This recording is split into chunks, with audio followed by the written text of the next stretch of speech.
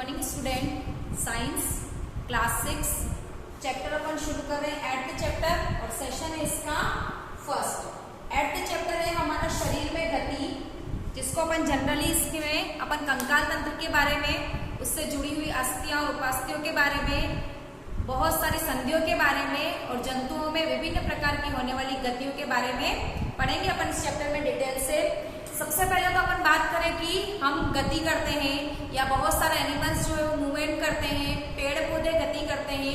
विभिन्न प्रकार की हमारे शरीर में होने वाली गतियां जो है वो किस कारण से होती है। हम उछलते हैं, कूदते हैं, चलते हैं, बैठते हैं, सोते हैं और बहुत सारे ऐसे कार्य करते हैं जिसमें हमारे शरीर के अंगों को किसी न किसी प्रकार से मुड़ना पड़ता है। जैसे कि आप 2 मिनट के लिए सोचें, आप अपनी आंखों को पलके झपकाएं तो पलके मूव कर रही है। आप श्वसन क्रिया कर रहे हैं तो हम देखते हैं कि हमारा जो पेट है या जो हमारा ब्रेस्ट है या जो हमारी वक्षस्थल है वो क्या होता है, उभर कर सामने आता है। और श्वसन क्रिया होने के दौरान जब अपन सांस छोड़ते हैं तो पुनः पिचक जाता है। इस प्रकार से बहुत से ऐसे एग्जाम्पल है जिसके द्वारा हमको पता चलता है कि हमारा शरीर किसी न किसी प्रकार से मूव कर रहा है। हम किसी वस्तु को उठाते हैं, बॉल को पकड़ते हैं, पेन से लिखते हैं या बैग उठाकर चलते हैं, गार्डन में दौड़ते हैं। सारे जो कार्य अपन करते हैं उसमें हमारा शरीर जो है मूव करता है। मानव शरीर में जनरली आपको पता है वयस्क मानव शरीर में 206 हड्डियां पाई जाती है। यानी कि हमारे शरीर में कितनी हड्डियां पाई जाती है? 206। जब बच्चा छोटा होता है या शिशु अवस्था में होता है तो हड्डियों की संख्या ज्यादा होती है, लगभग 300 तक भी होती है। बाद में धीरे धीरे वो हड्डियां आपस में जुड़ जाती है और वयस्क अवस्था में हमारे शरीर में हड्डियों की संख्या कितनी रहती है? 206 यानी कि 206। अभी अपन पढ़ेंगे मानव शरीर और इसकी गतियां। उसमें सबसे पहले अपन पढ़ेंगे संधि।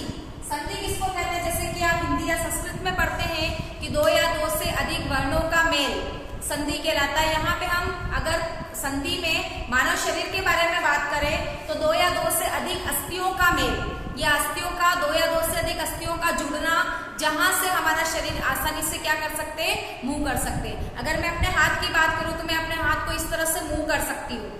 यहाँ पर जो कोहनी वाला सिरा है, यहाँ पे ये वाली हड्डी और ये वाली हड्डी जो है वो आपस में जुड़ेगी। इसी तरह से पैर की बात करें, कंधे की बात करें, कूल्हे की हड्डी की बात करें, हमारे गर्दन की बात करें, मस्तिष्क के कपाल की बात करें, तो इन सभी जगह हड्डियों में किसी न किसी प्रकार से कोई जोड़ पाया जाता है जिसको अपन संधि करते हैं। और वहां पर शरीर के ऐसे 2 हिस्से जुड़ते हैं जहां से उसको हम आसानी से क्या कर सकते हैं? मोड़ सकते हैं। संधि के प्रकार देखें तो संधि 2 प्रकार की होती है मुख्यतः, चल संधि और अचल संधि।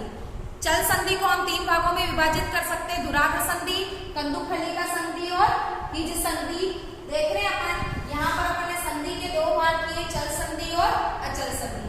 चल संधि किसको कहते हैं? ऐसी संधि जिसमें दोनों हड्डियां आपस में मूव कर सकती है या गति कर सकती है, ऐसी संधि को चल संधि कहा जाता है।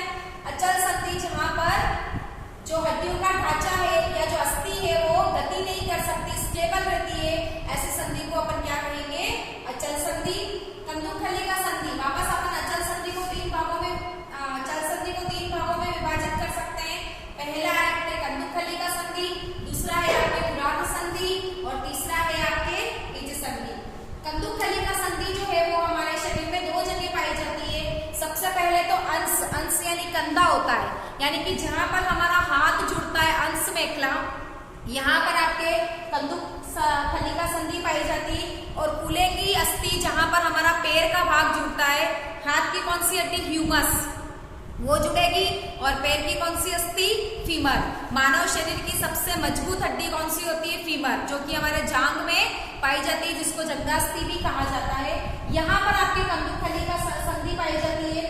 अगर आप इसको समझना चाहें तो हम देख रहे हैं कि जो हमारा ह्यूमस वाला भाग है वो इस तरह से उभरा हुआ गोल भाग होता है और जो अंश यानी कंधे वाला भाग है वो इस तरह से खोखला भाग होता है। तो हम देख रहे हैं कि हमारा ह्यूमस वाला सिरा जो कि उभरा हुआ है और जो अंश मेखला वाला सिरा है वो अंदर दसा हुआ है, इसमें ये हड्डी जाकर जुड़ती है और मूव करती है। जो अपना कुटनी वाला भाग होता है, हिमांदस्थि और कुटनी, उस हिमांदस्थि में हम कुटनी को रखें एक जगह और उसको चारों दिशाओं में मूव करें।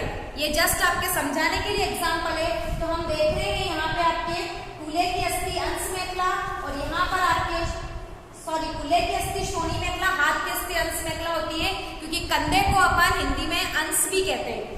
यहाँ पर आपकी जांघ की अस्थि झुक रही है, इस तरह से झुकती है। इससे हम क्या होता है कि सभी डायरेक्शंस में इसको मूव करा सकते हैं। आप हाथ को इस तरह से रोटेट करेंगे तो ये वाला हिस्सा इस वाली मेखला के अंदर क्या होता है, घूमता है और हाथ का मूवमेंट होता है।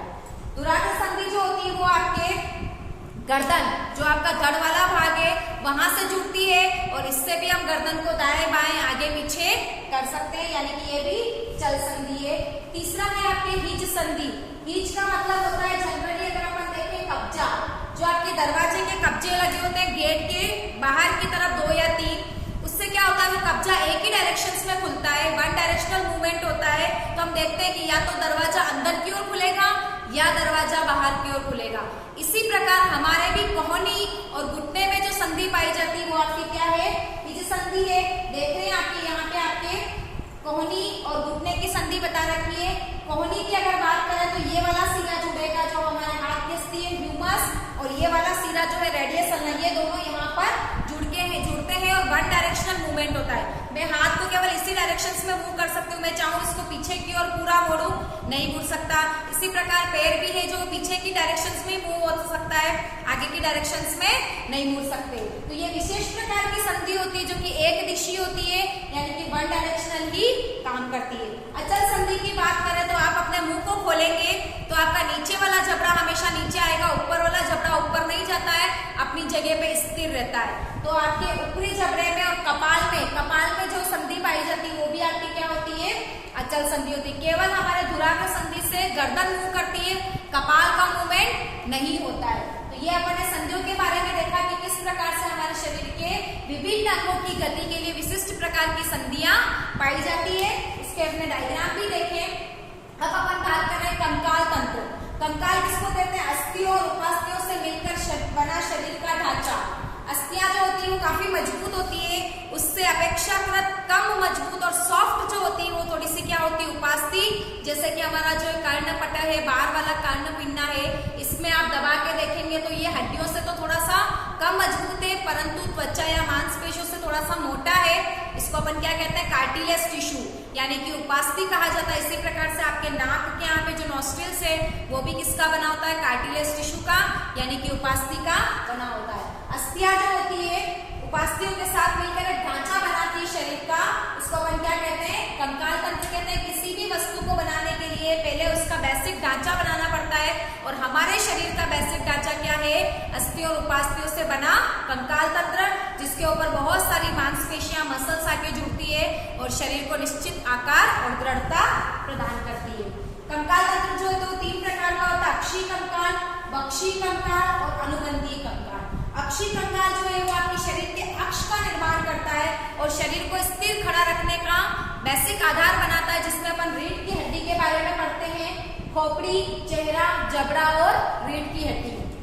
यहाँ पे आपको मैंने रीढ़ की हड्डी का एक डायग्राम बनाया है जिसमें 33 कशेरुकाएं जुड़ी होती है। आप अपने पीछे पीठ की ओर हाथ लगाएंगे तो मणिकर्णिका यानी कि मोतियों की लड़ों के समान कुछ उभार दिखते हैं, और वो उभार आपस में आपके गर्दन के नीचे वाले भाग से लगाकर आपके बिल्कुल कमर के अंतिम भाग तक आपको कशेरुकदंड दिखाई देता है, जिसको वर्टिब्रेट भी कहते हैं, इसको नोटोकॉर्ड भी कहते हैं और इसको रीढ़ की हड्डी भी कहा जाता है, जो कि आपके 33 कशेरुकाओं से मिलकर बनती है।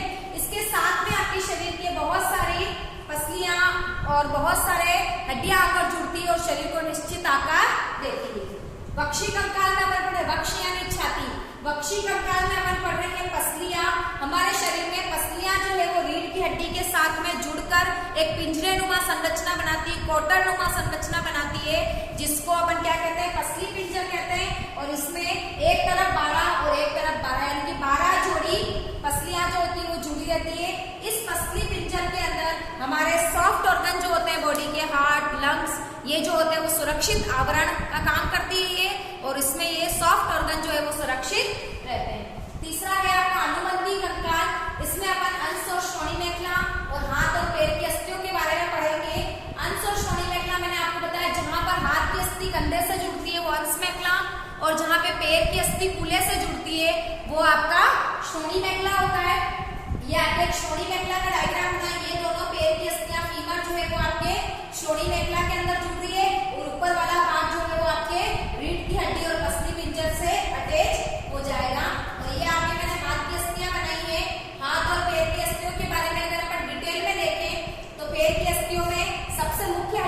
फीमर, जिसको अपन जांघ की अस्थि कहते हैं और इसको अपन जंघास्थि भी कहते हैं, ये एक होती है टिबियोफिबुला। पैर जांघ से घुटने से नीचे जाएंगे तो दो अस्थियां, हाथ लगा के देखेंगे तो वो अस्थि दो भागों में डिवाइड होती है। पहली वाली टिबिया, दूसरी वाली फिबुला, यानी कि दो अस्थियां, वो पटेला, जहां पर हाथ और पैर की अस्थि घुटने वाला भाग जो है वहां पर एक अस्थि होती है, वो पटेला। टार्सल्स, जो हमारा नीचे का पंजा बनाती है, उसमें 7 अस्थियां होती है। मेटाटार्सस 5 अस्थियां होती है।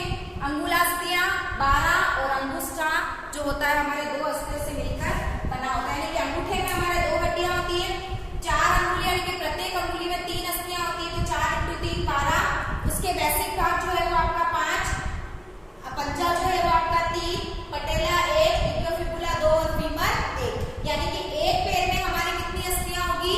30। तो दो पैर में कितनी हो जाएगी? 30 × 2 60। दोनों पैर मिलाकर कितनी अस्थियां बनती है? 60 अस्थियां बनेगी। इसी प्रकार हाथ को देखें तो ह्यूमस, यानी कि एक रेडियस अल्ना, आप देखेंगे अपने हाथ के इस स्तर को तो 2 हड्डियां मिलती है, रेडियस अल्ना। फिर आपकी कड़ी जो कार्पल्स होती है, जिसको अपन कलाई की अस्थि भी कहते हैं, ये आपके 8 अस्थियों से मिलकर बनी होती है, 4 ऊपर की और 4 नीचे की ओर। फिर आपका हथेली वाला भाग जो होता है उसमें 5 अस्थियां होती है, लिखा है मैंने मेटाकार्पस। और आपकी अंगुलास्थियां जो होती है वो 14 होती है। 14 में से 2 तो आपके अंगूठे में और 3 आपके अंगुली में, 3, 6, 9 और 12, 12 और 2 14। इस प्रकार से एक हाथ में आपके 30 अस्थियां, तो 2 हाथ में कितनी हो जाएगी? 60, यानी कि 60 और 60 120 अस्थियां तो हमारे केवल किसमें होती है?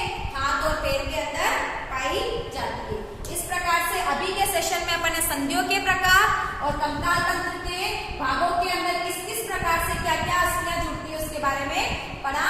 नेक्स्ट सेशन में अपन जंतुओं में गति और कंकाल के कार्य के ऊपर डिस्कशंस करेंगे। अभी तक के लिए इतना ही, नेक्स्ट सेशन में फिर से मिलेंगे अपन। Thank you.